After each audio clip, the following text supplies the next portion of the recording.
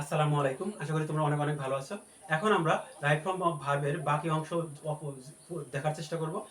এই বাকি অংশ যেভাবে দেখার চেষ্টা করব সেটা থেকে বোঝার চেষ্টা করব যে বাক্যে ভার্বটি কোন টেন্সে আছে, অর্থাৎ টেন্স মার্কারগুলো দেখব এবং অন্যান্য ফ্রেজ ক্লজ এগুলো দেখব যে ভার্বটি বা বাক্যটি কোন টেন্সে আছে। অর্থাৎ আমরা রাইট ফর্ম অফ ভার্বের রুলগুলো প্র্যাকটিস করব এখন। তো প্রথমে আসি অ্যাজ দো। অ্যাজ ইফ অর্থ হচ্ছে যেন, অর্থাৎ এই অ্যাজ দো অ্যাজ ইফ দুটো দ্বারাই যেন প্রকাশ করে। অ্যাজ ইফ যুক্ত অ্যাজ দোর ক্ষেত্রে যদি প্রথম ক্লজটি প্রেজেন্ট ইনডিফিনিট টেন্স হয়, পরের ক্লজটি হবে পাস্ট ইনডিফিনিট। যদি প্রথম ক্লজটি পাস্ট ইনডিফিনিট হয়, পরের ক্লজটি হবে পাস্ট পারফেক্ট। আমরা কিছু এক্সাম্পল দেওয়ার চেষ্টা করি।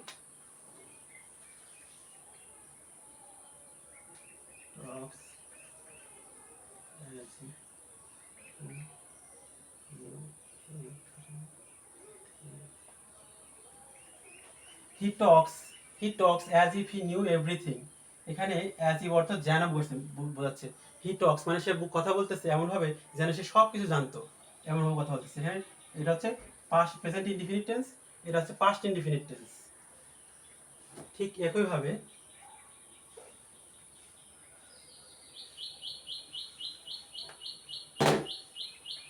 হি talk as if he had known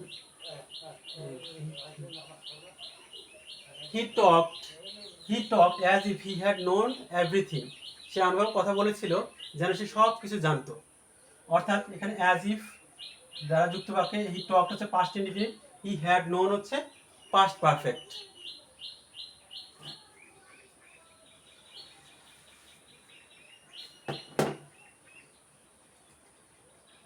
এবার আসি সিন্সের নিয়ম। সিন্স যুক্ত বাক্যে প্রথমটি যদি হয় প্রেজেন্ট ইনডিফিনিট প্রেজেন্ট পারফেক্ট, পরেরটা হবে পাস্ট ইনডিফিনিট। যদি প্রথম ক্লজটি হয় পাস্ট ইনডিফিনিট, পরের ক্লজটি হবে পাস্ট পারফেক্ট টেন্সে।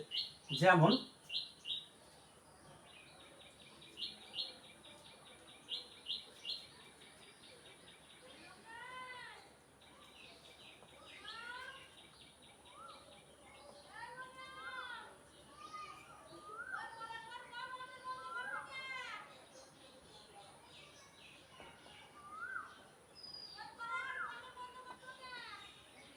সাম days have pass since his father died, এটা হচ্ছে পাস্ট ইনডিফিনিট টেন্স, এটা হচ্ছে present perfect tense. Some days have pass since his father died, এখানে সিন্স যুক্ত হয়ে প্রথমটা হচ্ছে প্রেজেন্ট পারফেক্ট টেন্স, পরটা হচ্ছে পাস্ট ইনডিফিনিট টেন্স। আবার দেখি, some days past his father had died. Some days passed since his father had died, অর্থাৎ এটা হচ্ছে পাস্ট টেন্সে আছে, পাস্ট ইনডিফিনিট টেন্সে আছে, এটা হচ্ছে পাস্ট পারফেক্ট টেন্সে আছে। সিন্স দ্বারা যুক্ত বাক্যে প্রথমটি যদি সিন্স যুক্ত বাক্যটি যদি পাস্ট পারফেক্ট টেন্স হয়, তাহলে বাকি বাক্যটি হবে পাস্ট ইনডিফিনিট টেন্স।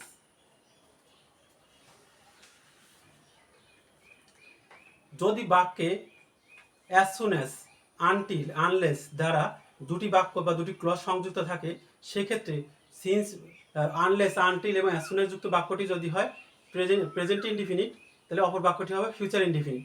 যদি যদি প্রথম বাক্যটি প্রেজেন্ট ইনডিফিনিট হয়, তাহলে পরের বাক্যটিও পাস্ট ইনডিফিনিট হবে। অর্থাৎ as soon as, until, unless যুক্ত প্রথম বাক্যটি যদি পাস্ট ইনডিফিনিট হয়, পরের বাক্যটিও পাস্ট ইনডিফিনিট হবে। আমরা কিছু এক্সাম্পল দেখি।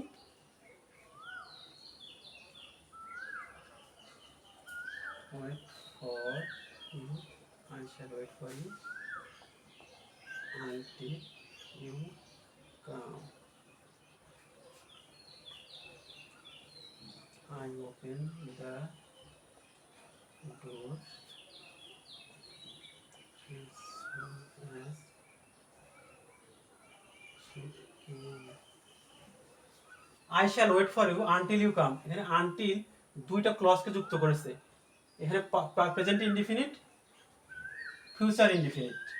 Future indefinite, I shall wait for you future indefinite, until you come এটা হচ্ছে present indefinite. I opened the door, open হচ্ছে past tense, as soon as দ্বারা পাস্ট টেন্স, এবং she came এটাও পাস্ট ইনডিফিনিট টেন্স। আর এটাও past indefinite, ওটাও past indefinite. অর্থাৎ as soon as দ্বারা দুটো পাস্ট ইনডিফিনিট টেন্স যুক্ত হয়েছে। উপর হচ্ছে একটা ফিউচার ইনডিফিনিট, আর একটা হচ্ছে প্রেজেন্ট ইনডিফিনিট টেন্স যুক্ত হয়েছে।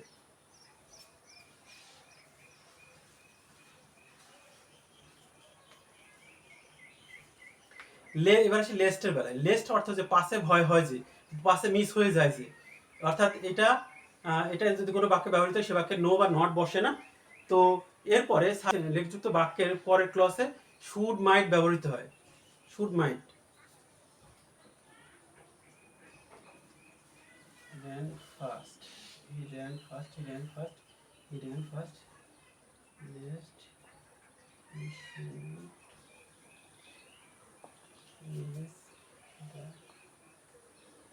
miss the train. He ran fast lest she should miss the train. এখানে লেস্টের পরের ক্লজটিতে শুড ব্যবহৃত হয়েছে এবং ভার্বের প্রেজেন্ট ফর্ম ব্যবহৃত হয়েছে। তাহলে লেস্টের নিয়ম হচ্ছে এটা, হি ran fast lest he should miss the train.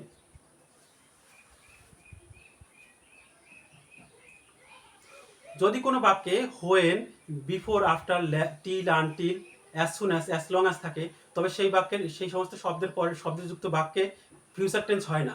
অর্থাৎ when, after, before, after, till, until, as soon as long as যুক্ত বাক্যে ফিউচার টেন্স কখনোই হয় না, বরং ফিউচার টেন্সের পরিবর্তে সেই বাক্য প্রেজেন্ট ইনডিফিনিট টেন্স হয়। যেমন এক্সাম্পল দিই, when you come I will go. when you come, এখানে I will go, I will go হচ্ছে ফিউচার ইনডিফিনিট, আর ইউ কামটা হচ্ছে প্রেজেন্ট ইনডিফিনিট। অর্থাৎ হোয়েন শব্দটা প্রেজেন্ট ইনডিফিনিট টেন্সের সাথে বসে, ফিউচার ইনডিফিনিটের সাথে বসে না। ঠিক একইভাবে I will do the work when I got the news, when I get the news, অর্থাৎ আমি যখন সংবাদটি পাবো তখন আমি কাজ শুরু করবো। হোয়েন সবসময় প্রেজেন্ট ইনডিফিনিট টেন্সের সাথে ব্যবহৃত হয়।